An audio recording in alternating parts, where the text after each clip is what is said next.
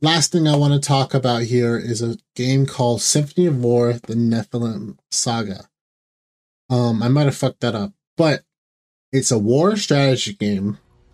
It's like a mix of Fire Emblem, the same fighting. You have your units, and then you have groups of people stacked up with each other. So you might have like a stack of 9 soldiers in one unit, and they can be comprised of like archers, dragons, soldiers, heavily armored, cavalier, knights, you name it. Like they have so many different types, gunners, cannons, mages, and basically you have the story, which is like a kind of like a Final Fantasy-esque, like Final Fantasy 3/6 story, where you have the this huge epic tale about a war between nations. There's a lot going on as far as like your main character.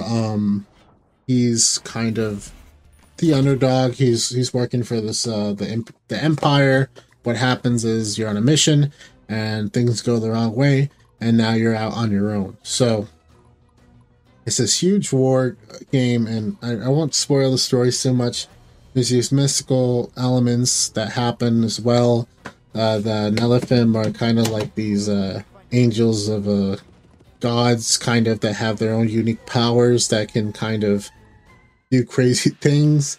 There's a fucking paladin lady who's like huge, tall, and like she can turn into a titan and like she just stomps on people. It's just like ridiculous. And you know, the combat is like really fun because I think what's the best fun part about it is the progression, because you can see, like, I think each unit, the way they start out, you can class them up like 2 or 3 times. So like, for example, you have a regular handmaiden who's like a regular healer. She can turn into a priestess, or she can be on a horse, or she can be a kind of like a paladin fighter. She's called like an acolyte, so she has like a hammer and armor. And then later she can turn into a paladin, which is like heavily armored, like good against magic, and has armor and shit. And then you have like the Valkyries. They're on horses. They can attack and heal. Then you have your like regular soldiers. They can turn into like a knight. They can turn into like someone with a spear. Later into like a samurai, which is like a spear slash bow class. You have like sentinels, these huge armored class people, the soldiers. You have the gunners, and like even then with the rogues, they have like light classes too. They have skirmishers. They have light horseback, kind of like scouts, horsebow people, raiders. Basically a higher class horsebow, thieves, people with like daggers. They can kind of go behind enemy lines and do like sneak attacks. And of course, and then you have like your rogues, which are like still long distance, but also high on skill. So the stats are like higher on dodging, basically. And then that's just like not even all of them. I haven't even mentioned all the classes. Like it's just so fun to like get your units and like kind of see the way they progress.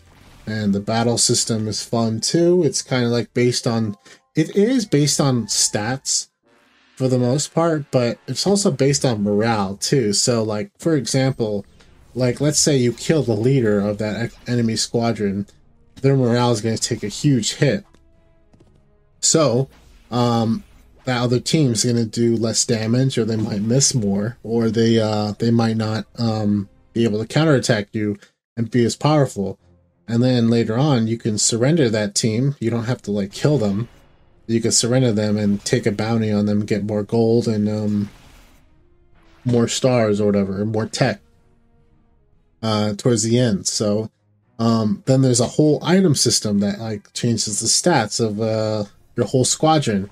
Maybe, but the counter thing is if you have more items, then you can put less. It puts more capacity on your team, so you can't hire as many soldiers within the squadron. So towards later the end game, I mean, you could have up to like 9 people in one unit, or 8 or 6, depending on the size. Like if you have dragons, they're a little bit larger, so you can't put like 9 people, but they count. They're pretty strong because they count for 2 people at least. So I had a lot of fun with this game.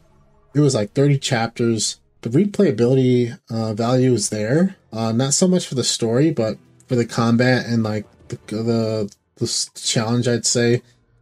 Just really fun to play these battles out, and they never really get too boring. And you can kind of take, of course, you could take breaks and saving, but they never felt too much. With Fire Emblem, I kind of got tired like of doing the side activities and stuff. Like I'm on my 3rd playthrough, and I'm just kind of getting bored of doing the in between when you're in Garreg Mach, the main hub area, having to talk to people, having to do this and that, and recruit. It's so tiresome. I honestly prefer the older games because it's very simple, just like this game. You had your menu, you had you could class up people, you could give them extra experience, whatever. You could do an arena. So this game has an arena, so if you have lower level people, you can kind of train them and get more books to either class them up or level them up. So that was really great idea in my opinion, because that way you're not having to put weaker units out in the battlefield and risk them dying. They do have a permadeath mode. I did that my first time, and it was pretty fun. I did lose some people here and there, but no one important, I guess. So it was kind of fun to see that happen, and then it's like, oh shit, like I actually lost people. And sometimes they'd be units I actually used for a long time, and other times they were kind of people I didn't really care about. So it was kind of fun. It's like, that's the only thing I don't like about Fire Emblem, is because it's like you want to keep everyone alive because you know all these characters. So in this game, it's like you're more or less hiring like random soldiers. You do have main characters you want to keep, and they do have relationships and a bonding system that could use some work, but overall, like, it's great, man. And that's another replayability value there, is you can see the different you can hook up different people with each other. So there's some fun stuff to do there. It was actually gifted to me by Josh. I wasn't expecting to buy this game, but it's really fun. So if you like strategy games, definitely check this game out.